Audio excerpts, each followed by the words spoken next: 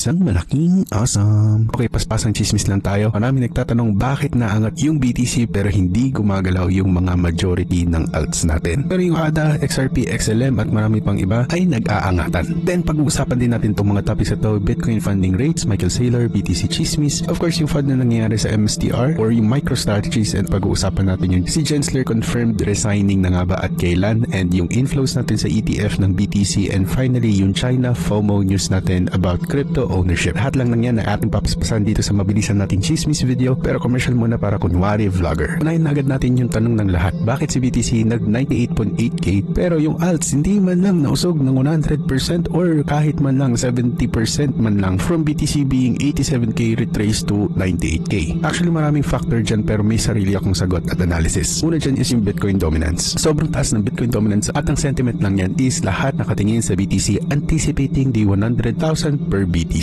At papakita ko sa inyo itong formula ng altcoin season at kayo na po ang umusga kung altcoin season na nga po ba. At ang pangalawa po natin dyan ay yung BTC is sucking up all the liquidity in the market. Lahat ay nagsisipasukan po sa BTC at gusto na i-push na po yung market natin into 100k. It's either ayaw nilang maiwan o gusto nilang maki-hype. Pero one thing is for sure, it will just lead to a whole market reset na pagpasok natin ng 100k ay magkakaroon nito ng worldwide marketing kung saan lahat ay magdidiwang dahil this is the first time that we will be able to enter the 6 digits na parang nung hype nung $200 pa lang si BTC. At yung pangatlong dahilan ko is yung BTC funding rates. Importante ito kasi ito yung indicator and yung regulator within the market. Actually, isa to sa mga market sentiment tools na pwede mong gamitin to interpret why the alts does not pump. At dito, makikita mo din kung driven lang ba yung market pump ni BTC by leverage from traders na gustong mag-long para ipanalo ang kanilang mga positions sa market. And always remember na lagi nakakalimutan na pag low funding rate, it means may significant imbalance sa bulls and bear traders at mas dadali ang inyong sentiment reading kung meron po kayong fair understanding ng BTC funding rates or crypto funding rate. Para naman po kay Michael Saylor na chismis natin, may 3 billion na daw po silang na-raise para ipasok sa Bitcoin, which is chismis yun at maling interpretation ng news. Dahil nga kasi sobrang bullish ni MSTR at ni Michael Saylor sa Bitcoin, lalong nang magwa 100k na po tayo. And that's fake news. Kaya isa na rin siguro yun sa rason kung bakit nagdampo yung MSTR stock maliban dun sa FUD na umiikot about it. And although or gayon pa man na nagdampo yung MSTR, ay binili po sila ng isang German insurance company. Wow. Sabi nga nila, if you miss the train for BTC, makiangkas ka na lang eh. Kung hindi ETF, syempre, MicroStrategies. Kahit naman siguro hindi makiangkas tong German insurance na to. Eh, palagi naman sila nagdi-DCA simula nung nag-20k si BTC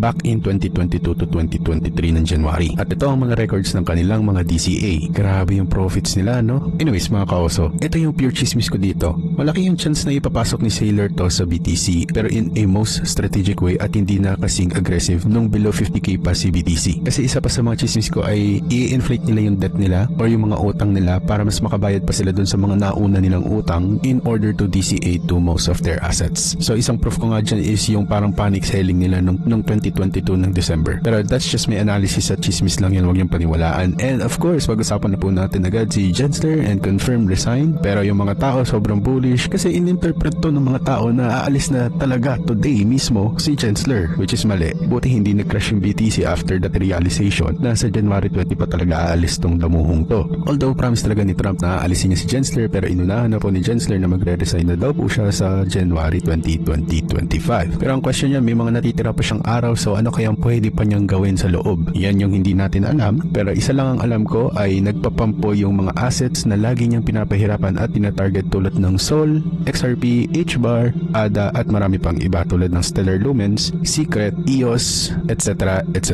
Pero again, sa January 20 pa itong mangyayari itong resignation at saktong-sakto sa araw ng inauguration ni President Trump. Ang pinakamalaking tanong, may holdings ka ba? Dahil joke lang, doon din ba kaya mag-start yung ating altcoin season? Hindi ko alam. Mag-stick po tayo sa technical at sentimental analysis natin kasi nag-work pa rin siya until now, and swerte yung mga nasa Meraki kasi we've been talking about this 2 months ago. And if you're interested nga pala sa Meraki, ito nga pala yung ating link, and please, if you are still lost at talagang gusto mo ng matatabang at malalaman ng mga chismis at agad-agad na chismis na aking ibubuga nang walang takot at walang pag-aalinlangan, ay sumali na po kayo dito sa ating Discord. Click nyo lang po yung link na wop.com/Meraki Project at dadalhin niyo po kayo dyan. At para sa last chismis po natin is yung nakikifomo nga po ba ang ating China sa nangyayaring 100k na BTC, or may mas deeper, darker plans nga ba ito? Not against crypto but against the US and its allies. Firstly, pag-usapan po natin yung reason why they allowed it. Kasi tingin ko, dismiss lang naman po no, 2 years silang nag-imbak ng stability and control sa pagdadating na tong unstoppable adoption, and baka tingin nila sa susunod na mga taon pa mangyayari pero mukhang napaaga dahil nga po kay President Trump. And they are assuming that this new monetary system or this digital money is going to be unstoppable and eventually they cannot fight this upcoming change. Kumbaga dun sa report na nabasa ko na napakahaba, inaccept na nila para mabawasan lang po yung mga threats at mas maaral po nila yung mga risk and dangers, pero they are already well prepared doon sa mga present risk already, and they will be able to act on whatever the dangers that may impose after allowing the people in China to hold more cryptocurrency assets. Pero syempre nandiyan pa rin yung PTSD na tinatawag, di ba? Especially yung banning nila with the mining companies. Kaya nga nagsialisan to mga minero sa China, and yun yung isa pa sa nagcapitulate ng market noong 2021 because of that global warming etc. etc. At nakisabay pa tong si Elon Musk at tong si Tesla. Anyways, itong si China, aim lang naman nila is to protect its financial system from potential destabilization daw na pwedeng mangyari, at pwede daw kasing gamitin against sa kanila yung Bitcoin, so they want to let everyone know that they have Bitcoin and they are also allowing the people in China to adopt this